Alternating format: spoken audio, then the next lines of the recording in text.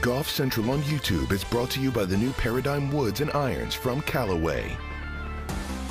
Well, it was moving day at the American Express. You can see some low scores out there. Christian Bezuidenhout and Harry Higgs posting a 62, but it is Jon Rahm and Davis Thompson at the top, the rookie going head-to-head with the experienced Spaniard. So let's hear from Rahm and his winning mindset heading into tomorrow.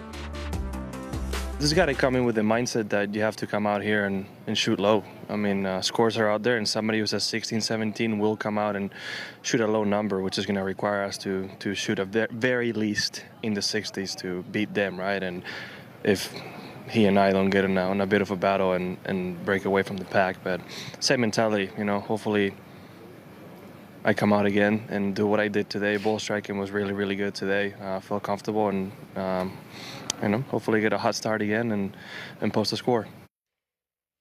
Well, good to have you with us here on YouTube. Anna Jackson alongside Tripp Eisenhower as we take a bit of a deeper dive into our leaders heading into tomorrow's final round. Jon Rahm, he's got to be the favourite coming off a win in Hawaii. This would be his 9th PGA Tour win. Davis Thompson, just this young rookie going head-to-head in this final group. Either way will be an amazing experience, but he's got a tall task on his hands. He does. You know, Davis knows he has to go out and just keep doing what he's doing. It's tough to do, though. The nerves are definitely going to be there. I think for Davis Thompson, what he has to do is welcome the nerves, because you always talked about Jack Nicklaus would say, I love it when I'm nervous. I want to feel nervous. That means it means something. I think sometimes when you get in that situation and you're nervous, it kind of scares you.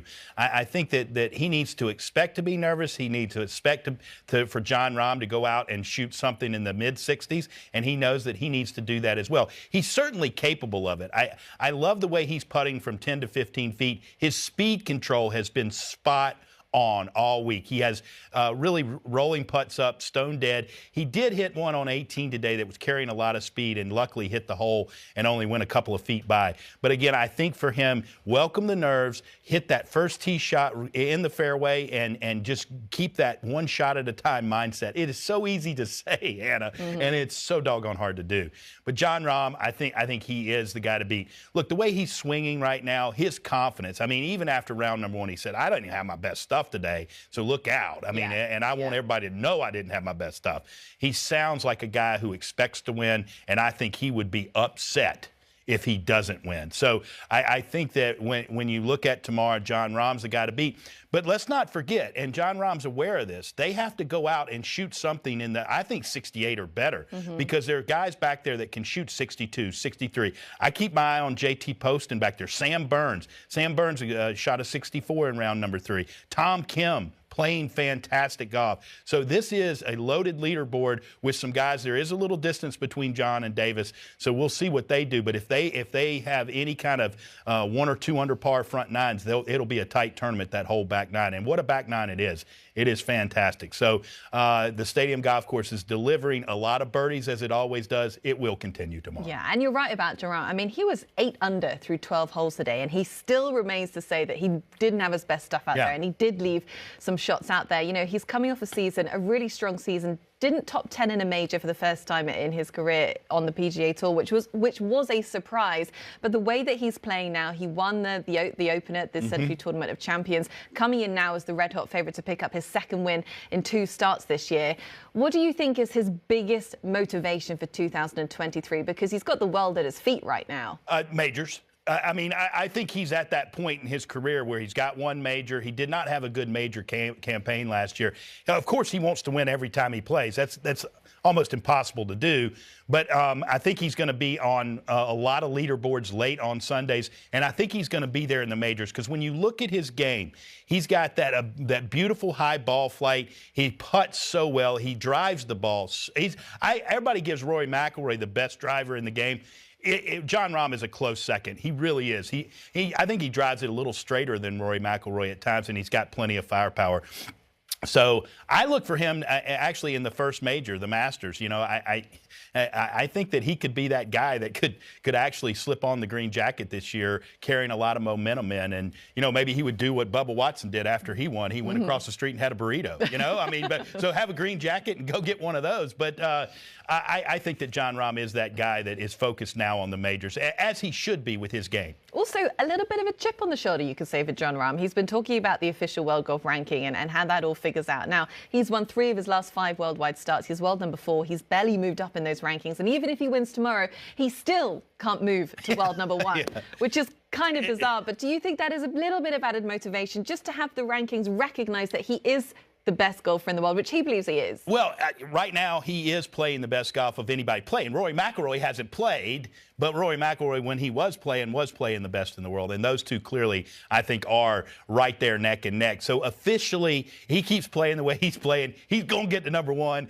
or be right there threatening Rory McIlroy if McIlroy has anything to say about it. I think he's over that happened. And he was taken a little aback that, wait a minute, Patrick Cantlay can be 5th behind me and win and get there. But, you know, the divisor and all the different machinations of the world rankings, I think his team and everybody around him said, hey, don't worry about that. Good play will take care of all that. Okay, righty. Jon Rahm heading into tomorrow's final round, tied for the lead out there at the American Express. Well, speaking of leaders, let's get a check-in on our LPGA Tour leaderboard. Tomorrow we've got final round action of the Hilton Grand Vacations Tournament of Champions. And it's Canada's Brooke Henderson who has the wire-to-wire lead at the moment. A 3-shot advantage over Nasa Hetaoka and world number 2, Nelly Korda. So let's hear from our leaders, starting with Brooke Henderson. It wasn't as smooth out there today, but I feel like we fought it out pretty well. I mean, I still was hitting the ball really well and gave myself a lot of opportunities, so no complaints there. Just wasn't making the same amount of putts that I did the other days, but putter still feels really good, and I'm just super excited, you know, to be in contention in the final groups, first tournament back. Just a great feeling, and grateful to be here, and hopefully tomorrow's a good day. What do you need to do for tomorrow to really put some pressure on Brooke Henderson right above you? I think you just got to find the bottom of the hole. That's the key out here, and I don't know what the weather's supposed to be like, but they projected it to be pretty windy, so just hitting some consistent shots and getting the ball in the bottom of the cup. Okay, so Nelly Korda has been struggling a little bit on the greens this week. She said she's been struggling to read them slightly, but we did see some improvements today. If she's going to have any chance of chasing Brooke Henderson down, she's going to have to improve that part of her game. Really, the front 9. I don't think that she can get that late start like she did, because Brooke's been taking care of the front 9 and shooting under par pretty much every day on those first 9, taking care of the par 5s, and that's what Nelly needs to do. And the putter's just waiting too long to get going. It does get going, though, and I mean, she does close it out. And Nelly is that type player that you know, can be a little bit intimidating, knowing that if she starts hitting quality shots and quality putts, I mean, it'll get Brooke's attention. There's no question about it. And don't sleep on Nasa Hetaoka, because I really think that she's such a good putter, and she's a proven winner, 6-time winner on the LPGA. But it really is all up to Brooke Henderson, because if she goes out, and I think if she shoots in the 60s tomorrow, I think it's going to be really hard for anybody to catch her. So I definitely think the way Brooke's playing with her confidence, and the biggest asset she has right now, or the 2 biggest assets, that driver. She is driving the ball extremely well, and she's putting the 8 to 16 footers really, really good. Yeah, okay. Brooke Henderson on track for the 3rd wire-to-wire victory of her career. Wouldn't it be a good one? So you can catch that coverage final round at 2 p.m. Eastern over on NBC. Trip and I will be getting you set at the same time on Golf Channel for final round action of the American Express at 3 p.m. And then we'll be wrapping up an epic Sunday in golf at 7 p.m. Eastern live on Golf Central. We will see you there. Have a wonderful night. Take care.